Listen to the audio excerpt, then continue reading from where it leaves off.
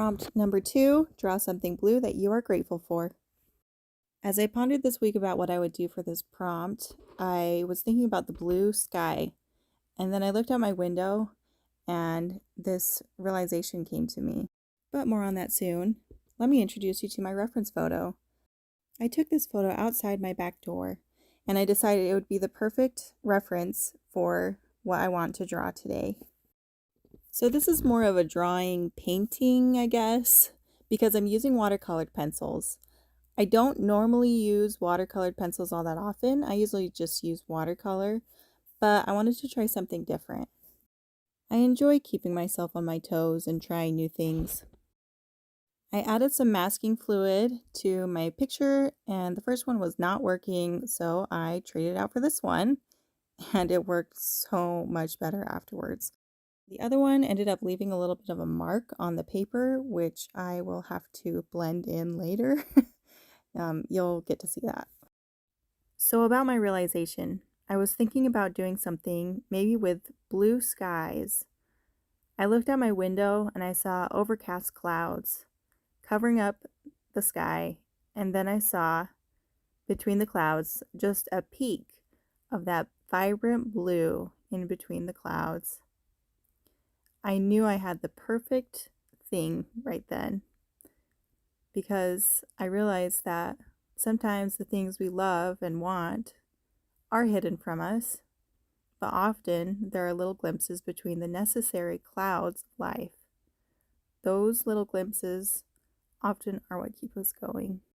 Also, while working on this art piece, I was thinking about the clouds and how they're also blue, and I can be grateful for them too, even though they're covering up the perfectly blue, bright sky, because in their own way, they are doing something that we need, something that gives us water, something that gives us shade, something that reminds us to be grateful when they're gone.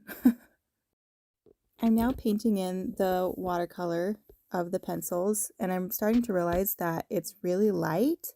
It's not as dark as I was hoping it would be or as vibrant, and considering that this is all about color, I decided that I needed to use some of my actual watercolor paints so I could bring out some of those deeper, brighter tones. I guess the colored pencils were a good experiment, and they did lay down a good foundation for my actual watercolors, but I decided it would be better to finish it up this way.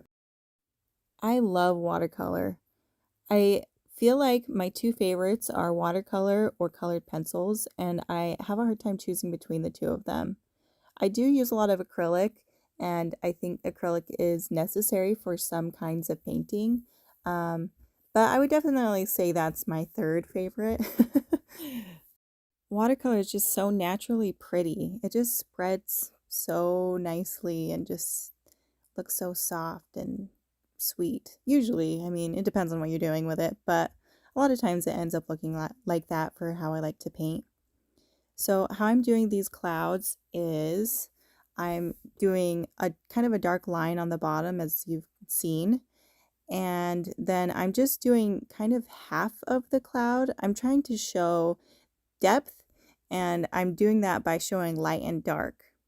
Now I'm working on these little tree things, and you can see I put some background color kind of as shapes in the background, and you'll see how it turns out after I've gotten these other layers on. That I think actually helped these trees look really good, because you don't actually see the shapes back there, you just kind of see color popping through.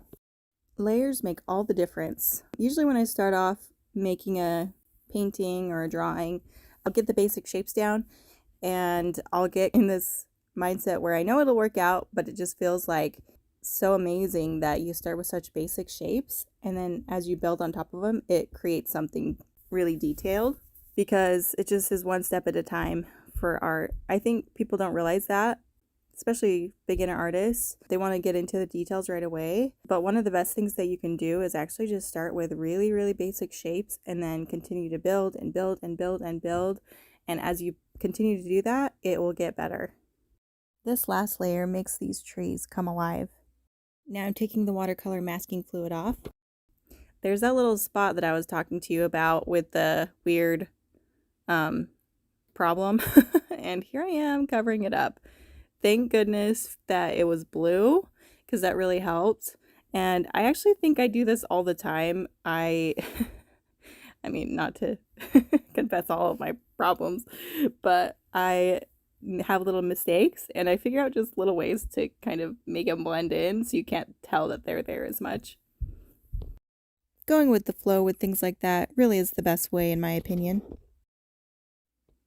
Now I'm just adding some extra layers to the clouds that will really make them pop, and they look a little bit more realistic this way.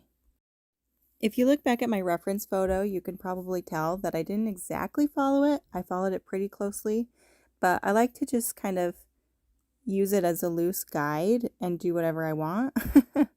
Some people like to follow their reference photos exact, and I just use it as what it's called, a reference, and I like to have a little bit of artistic license to create on the spot. I can definitely say, even after just 2 prompts, I felt a lot more grateful, which I'm actually kind of surprised about. Who knew that pondering one thing that you're grateful for each week could have such an impact? It just makes me look forward to doing the other 50 prompts. Here's the next prompt. Draw a picture representing a goal you have worked on in the past and accomplished, or that you're working towards now that you're grateful for. Till next week, stay merry and creative.